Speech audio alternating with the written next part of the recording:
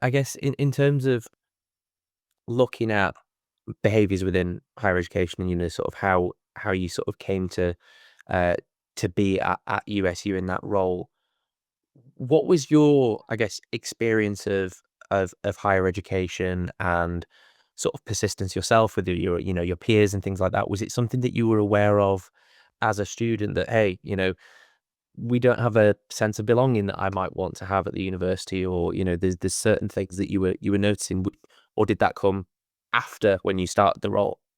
No, one of the cool things is as we were looking at these models and we had partnered with a vendor, is you could look at individuals for their persistence. And so I actually used myself quite often because I was still a PhD student. And at one point, they used a color scheme. So if you're green, you're good to go. If you're blue, there's a little bit of wiggle room. And then you drop down into the yellow and reds. And that's not a good place to be.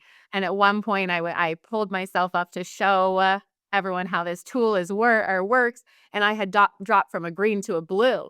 And I had remembered that I forgot to register for my courses for the next semester. It was my last semester, and it was able to tell that I was delayed in my assignment.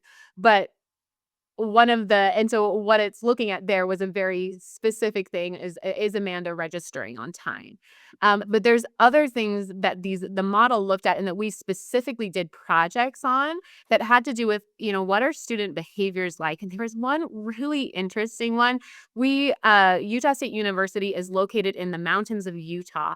It is a beautiful campus, so close to skiing. During the summer, it's got beautiful dams that you can go to. Like, it's a great place to be, but it is cold during the winter. And to walk around, one of the things that we looked at for one of the organizations were the computer labs, and how are the computer labs influencing student persistence. And we found that if students went to computer labs instead of studying at home during the winter time, there was a significant lift in their persistence.